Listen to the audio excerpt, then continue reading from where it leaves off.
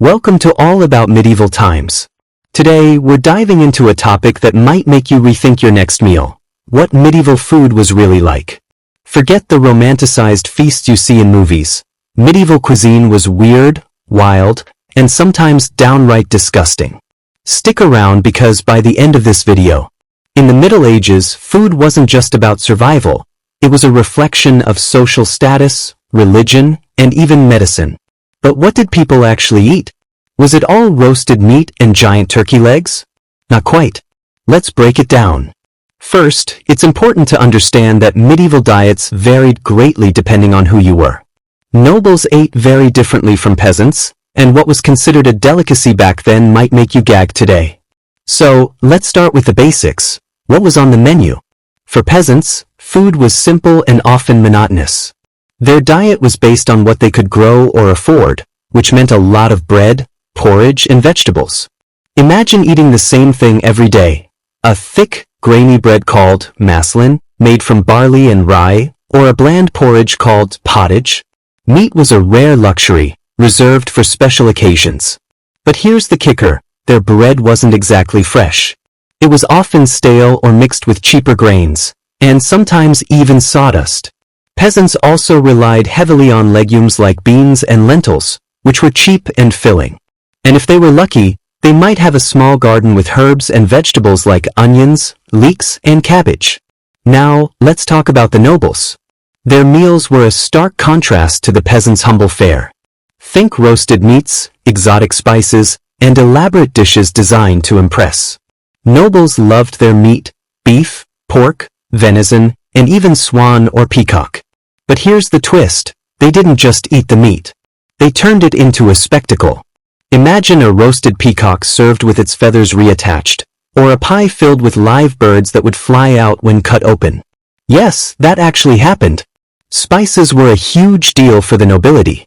They used expensive imports like pepper, cinnamon, and saffron not just for flavor but to show off their wealth.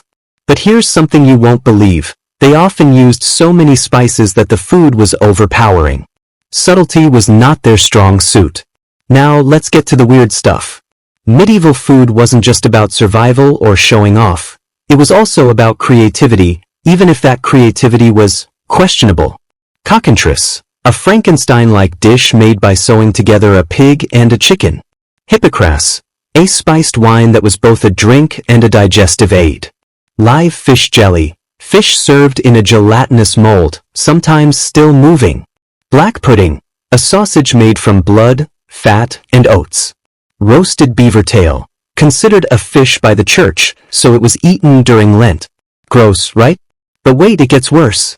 Medieval people also believed in the concept of humors, which meant they paired foods based on their supposed effects on the body. For example, they thought lettuce was cold and moist, so they served it with hot and dry spices to balance it out. Bon appetit! Without refrigeration, medieval people had to get creative to keep their food from spoiling. Here's how they did it. Salting. Meat and fish were heavily salted to draw out moisture. Smoking. Smoking not only preserved food but also added flavor. Pickling. Vegetables and even some meats were preserved in vinegar or brine. Drying. Fruits, grains, and herbs were dried to extend their shelf life. But here's the catch, even with these methods, food often went bad. Spoiled meat was sometimes disguised with strong spices, and moldy bread was scraped off and reused. Not exactly appetizing. Now, let's talk about drinks. Water wasn't always safe to drink, so medieval people turned to alcohol. Ale was the most common drink, even for children, because it was safer than water. Wine was a luxury for the rich, and mead, a fermented honey drink, was popular in some regions. But here's something surprising, medieval ale was weaker than today's beer, and people drank it all day long, even at work. Imagine showing up to your job with a tankard of ale. Sounds fun, right? Religion played a huge role in medieval diets. The church dictated what people could eat and when. For example, meat was forbidden on Fridays and during Lent, so people ate fish instead. But here's the loophole. The church classified beavers, whales, and even barnacle geese as fish, so they were fair game. Religious feasts, on the other hand, were a time to indulge. Christmas, Easter, and saints' days were marked by lavish meals and plenty of alcohol. It was all about balance, fasting and feasting. So, what was medieval food really like? It was a mix of survival, creativity, and a whole lot of weirdness. From peasants' stale bread to nobles' extravagant feasts, medieval cuisine was as diverse as the people who ate it. If you enjoyed this journey into medieval food, don't forget to like, comment, and subscribe for more fascinating history content. Let us know in the comments. Would you try any of these medieval dishes?